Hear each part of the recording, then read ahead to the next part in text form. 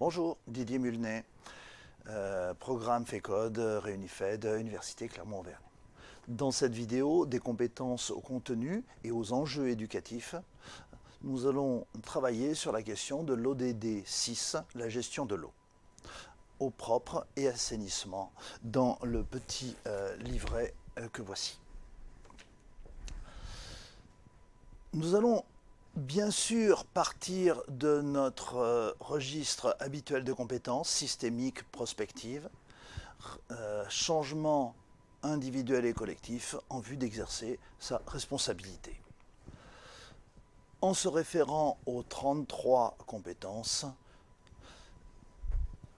systémique, prospective, changement, individuel et collectif, éthique et responsable. Compétences qui sont organisées en 3 cercles concentriques. Un premier cercle concentrique des compétences transversales de base, un deuxième cercle concentrique transversal transformative et un troisième cercle, 31, 32, 30, 29, 33, voire 28, qui sont des compétences réflexives. Par rapport à ce modèle de pensée en termes de développement durable, nous avons déjà commencé à raisonner sur ce qu'on ne peut pas ne pas savoir sur ces questions d'eau. Cycle de l'eau, cycle biogéochimique et effet sur la biosphère, cycle biogéochimique et effet sur l'homme, qui est dans la biosphère, rapport sociologique et anthropologique de l'homme à l'eau, effet anthropique de l'homme sur le cycle de l'eau, vulnérabilité entre les pays et les personnes, vulnérabilité pour les générations futures, conséquences sociétales de ces inégalités, articulation entre les facteurs de risque et de résilience. Dans une deuxième partie, centrée sur les objectifs énoncés dans le Global Compact, nous allons centrer sur 3 aspects. Les pratiques responsables en matière de gestion de l'eau, avec la gestion des ressources et des prélèvements, la gestion des usages de l'eau et les solutions alternatives. La protection, la restauration des écosystèmes qui sont en lien avec l'eau. La restauration des écosystèmes dans une vision prospective pour le futur. Voilà l'organisation de notre OPDD, Objectif pédagogique de développement durable sur l'eau et l'assainissement. Comme tous les OPDD, la première colonne sera toujours les objectifs en termes de savoir et de connaissances qui correspondent aux documents des grands items du Global Compact. La deuxième colonne est celle des compétences affichées par couleur de leurs méta-compétences. Nous prendrons toujours comme définition de compétences savoir-faire, savoir-être, savoir-agir. Bien sûr, c'est en référence à une définition. On a décidé de ne pas s'embêter trop sur cette définition de compétence qui est polysémite et qui posera toujours problème. Donc, parfois, certaines choses peuvent être des compétences, parfois des capacités. Nous avons essayé de nous centrer quand même sur ce que sont des compétences d'une façon générale. C'est-à-dire savoir, savoir-faire, savoir-être et savoir agir, vouloir agir, pouvoir agir, devoir agir. Sur cette troisième colonne, nous sommes sur les objectifs en termes de contenu par rapport au livret global, le PDF mis à disposition ultérieurement. J'ai fait disparaître les exemples et les références bibliographiques de façon à ne pas surcharger les diapositives. Par ailleurs, ce n'est pas exhaustif. Il est bien évident que toute personne qui change de pays ou de région ou de contexte va considérer certains items comme étant caducs et d'autres items comme étant impérativement à rajouter. Nous mettrons ici les croisements entre les métacompétences en faisant explicitement référence aux compétences. Développement durable, c'est-à-dire les 33 compétences identifiées. Ceci afin d'aller aux enjeux éducatifs. Nous ciblons très clairement le fait que nos vrais enjeux sont des enjeux éducatifs. Les compétences sont le moyen d'atteindre ces enjeux éducatifs et que, en fonction des enjeux éducatifs, nous allons définir des contenus. L'organisation sera donc toujours la même. Nous partons du Global Compact, nous appliquons un mode de raisonnement des DRS, nous identifions un certain nombre de compétences afin de définir les enjeux éducatifs et revenons aux connaissances. C'est la raison pour laquelle les connaissances ne pourront jamais être exhaustives. De la même façon que les compétences, les 33 compétences. On ne mettra que les 33 compétences principales. Concernant le cycle de l'eau, ce qu'on ne peut pas ne pas savoir, c'est la question des changements d'état et de nature de l'eau, des flux, des stocks à l'échelle de la planaire, le fonctionnement du cycle de l'eau aux échelles régionales, locales, des écosystèmes, précipitation, ruissellement, infiltration. Ceci, c'est fondamentalement de l'information scientifique. Nous ne sommes pas encore dans de l'éducation A, bien sûr. Nous sommes dans un premier temps sur une éducation à une culture scientifique, privilégiant non pas les résultats, mais la façon d'amener les résultats et de raisonner. Et nous tendons vers une éducation à l'environnement. Les cycles biogéochimiques et les effets sur la biosphère. Nous identifions et nous comprenons la place de l'eau dans les phénomènes climatiques, voire météorologiques, et ses répercussions sur la biosphère. Nous allons nous intéresser à la circulation de l'eau à l'échelle du globe et à ses enjeux planétaires, les zones de plongée polaire, d'upwelling, les grands systèmes climatiques, la distinction entre les phénomènes météo et climato, les dépendances climatiques et édaphiques des écosystèmes au cycle de l'eau. Nous serons encore dans de l'éducation scientifique, nous serons sur une éducation critique climat-météo, nous serons sur une éducation à une culture scientifique où justement nous allons bien associer les façons de penser ces systèmes, toujours de l'éducation à l'environnement, mais nous allons déjà inclure un certain nombre d'items des éducations à la citoyenneté. Pour atteindre cela, effectivement, nous allons mobiliser un certain nombre de compétences. Dans les rapports sociologiques et anthropologiques de l'eau à l'homme et de l'homme à l'eau, évidemment, c'est un mélange de plusieurs compétences qui sont nécessaires. Et même si je n'ai pas développé ici, l'eau, source de respect, bien commun, vision anthropologique de l'eau, vision cosmogonique de l'eau, imaginaire sur l'eau, source d'inspiration. Effectivement, nous mobilisons un grand nombre de compétences dans les 5 métacompétences. Et effectivement, on va faire de l'éducation au respect, on va faire de l'éducation au sensible, on va faire de l'éducation artistique, on va faire de l'éducation à la citoyenneté dans ses dimensions de responsabilité, on va faire de l'éducation culturelle ou pluriculturelle, multiculturelle. On va faire aussi de l'éducation à la solidarité avec la biosphère, l'eau étant un bien commun pour certains. Dans les rapports sociologiques et anthropologiques de l'homme et de l'eau. Dans les rapports, dans les effets anthropologiques de l'homme sur le cycle de l'eau. Plusieurs métacompétences mobilisées, systémique, prospective, responsabilité. Nous allons nous intéresser à l'usage de l'eau à l'échelle de la Terre et dans le temps. À l'usage de l'eau à des échelles locales, à la vision locale des usages jusqu'aux perspectives mondiales, à des visions à long terme de nos usages sur l'eau, changement d'échelle de temps et d'espace, à la consommation d'eau et au concept d'eau virtuelle, développé dans d'autres capsules vidéo. On va donc croiser plusieurs éducations A, et effectivement, sur un sujet de cette nature, on sera bien obligé de faire des choix sur ce que nous allons privilégier comme éducation A. La question de la vulnérabilité entre les pays et les personnes mobilise pratiquement toutes les compétences. Nous allons nous intéresser à la question des risques, aléas, enjeux, vulnérabilité des différents types, inondations, tempêtes. Accès aux ressources d'eau courantes et profondes, nappes phréatiques ou autres. Disponibilité, pollution chimique et biologique des eaux, risques sanitaires, épidémiologiques. Inadéquation entre les usages et les ressources, loi sur l'eau.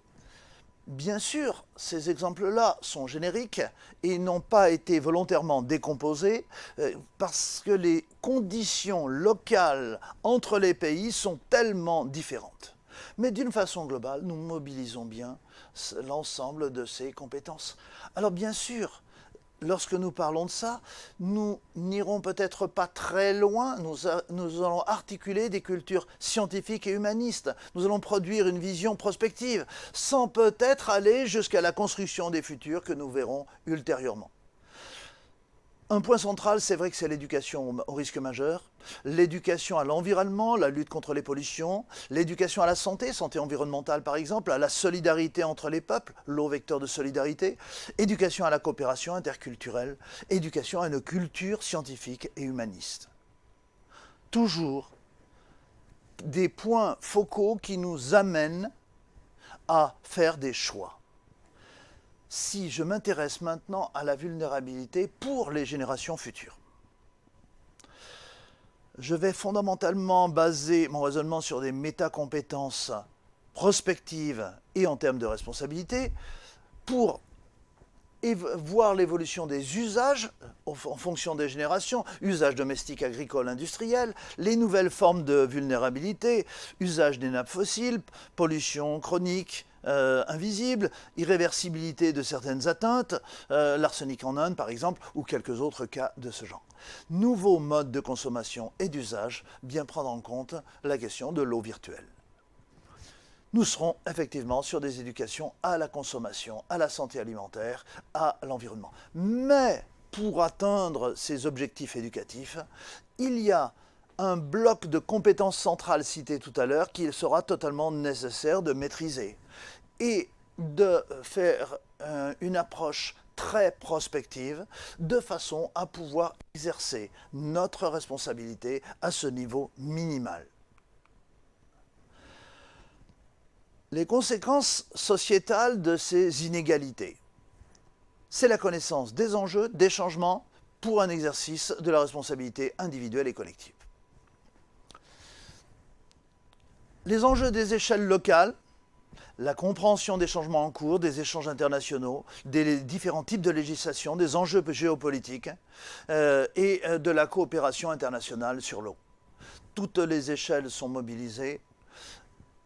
D'autres compétences, évidemment plus de nature changement individuel et collectif, exercice de la responsabilité, sont mobilisées de façon à proposer une éducation au changement, une éducation à la paix, une éducation à la loi, une éducation politique, une éducation à la coopération.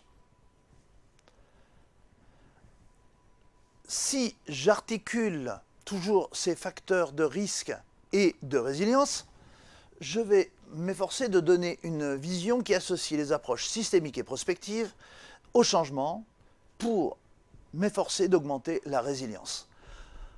Je serai obligé de revenir sur le concept de risque, aléa, enjeu et de développer le concept de résilience, confiance, conscience, vigilance, préparation, 4 paramètres de la résilience, du moins environnementale, socio-environnementale. Risque majeur, y compris sanitaire. Intégration des différentes étapes de la démarche, information, prévention, mitigation, jusqu'à la prise en charge des catastrophes. Ce sera effectivement une éducation au risque majeur, mais ce sera aussi une éducation au changement, une éducation à la coopération, et effectivement une éducation au choix et à la prise de décision.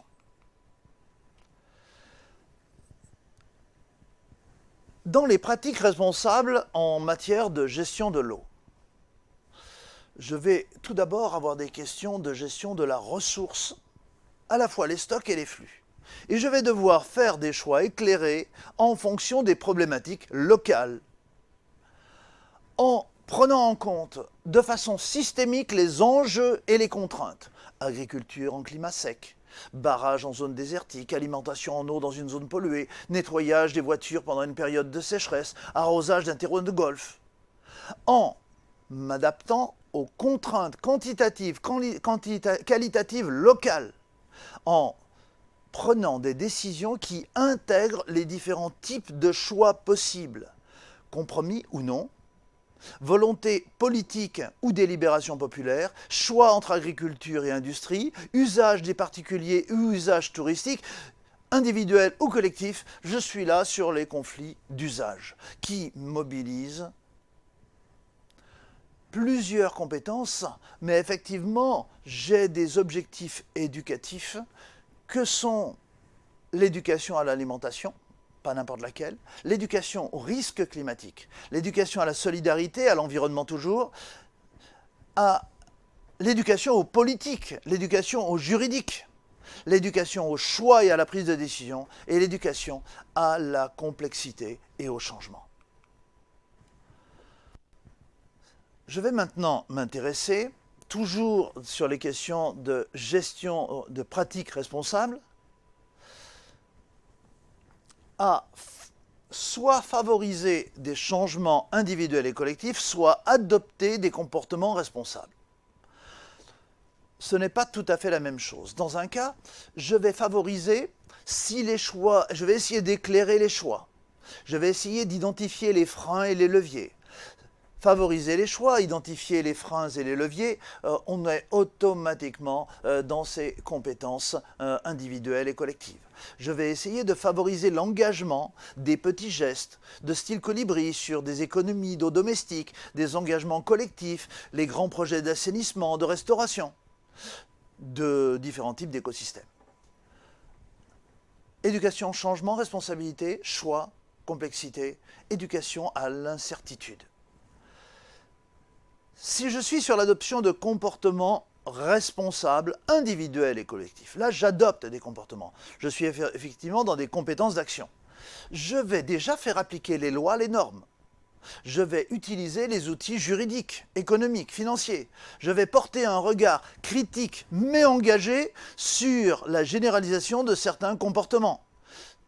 Je vais m'efforcer d'envisager la gouvernance de l'eau à ces différentes échelles.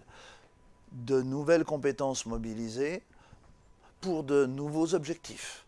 Je serai effectivement là sur de l'éducation au partage, à la responsabilité, à la solidarité. Je serai sur une éducation aux politiques nord-sud, au respect des lois, éducation à la justice environnementale. Tout le monde n'ira pas jusqu'à la justice environnementale, c'est une question de choix pédagogique. Éducation à la gouvernance, éducation au choix, éducation à la responsabilité toujours.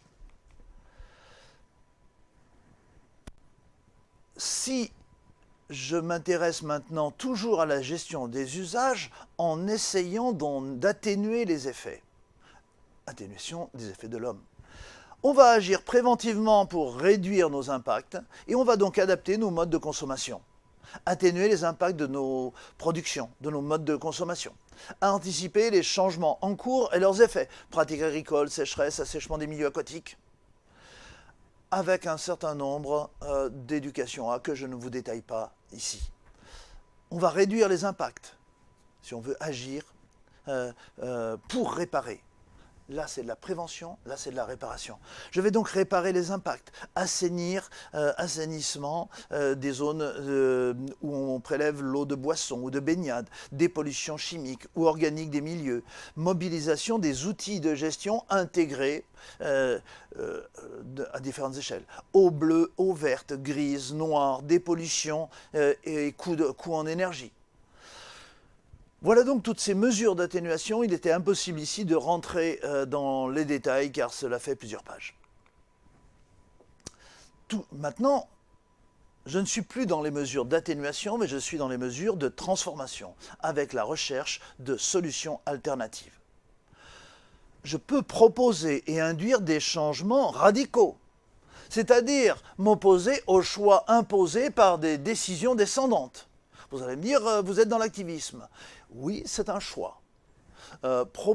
Promouvoir les pratiques innovantes, quel que soit leur niveau d'impact, permaculture, hydroponie, aquaponie. Proposer de mettre en œuvre de véritables changements dans les utilisations globales de l'eau. Des solutions innovantes, gestion solidaire de l'eau. Et là, je suis effectivement, je ne vais reprendre que quelques exemples, je suis dans une éducation pour un développement durable, mais versus fort. Car je suis véritablement dans des transformations.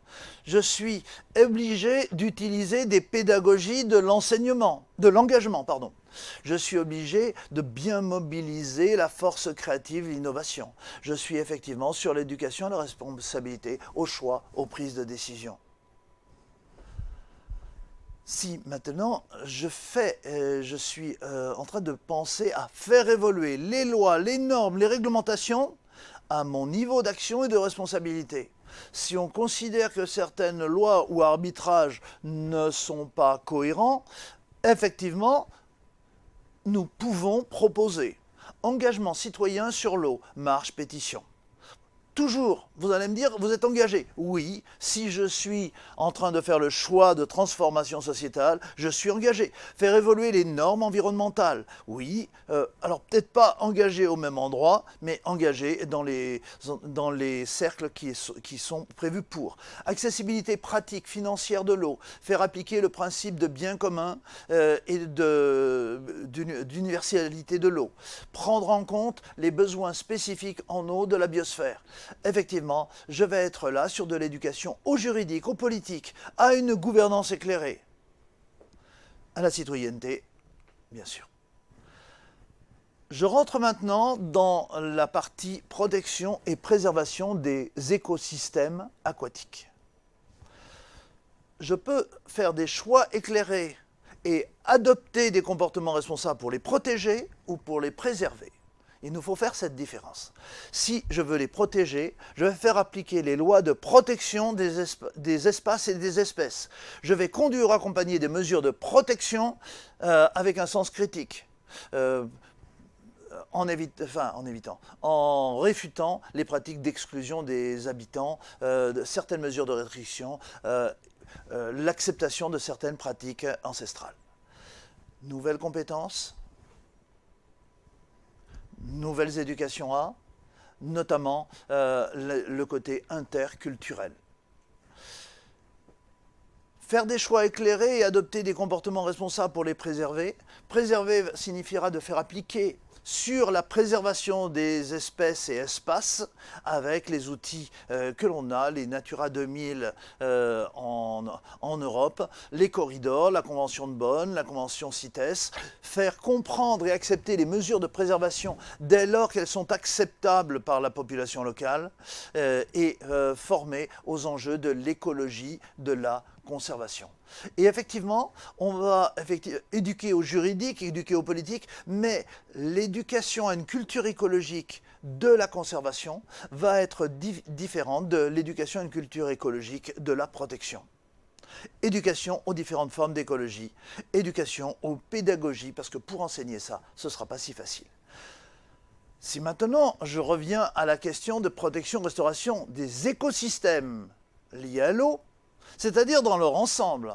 L'ensemble des écosystèmes liés à l'eau sont les écosystèmes marins, qu'ils soient de haute mer, récifaux, littoraux, mangroves, qu'ils soient d'eau douce, eau courante, eau stagnante, qu'ils soient aussi liés à des formes solides de l'eau, les glaciers et les icebergs.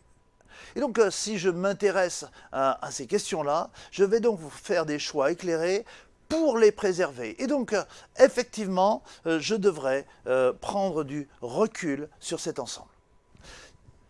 Si maintenant, je vois la restauration des écosystèmes et les prospectives, je vais être conduit à innover, faire des mises en œuvre de la restauration des écosystèmes avec des méthodes de l'ingénierie écologique, de la restauration, comme remède partiel aux mesures de prévention qui ne seront pas suffisantes. Je vais lever les obstacles à leur mise en œuvre en mobilisant les apports des sciences sociales.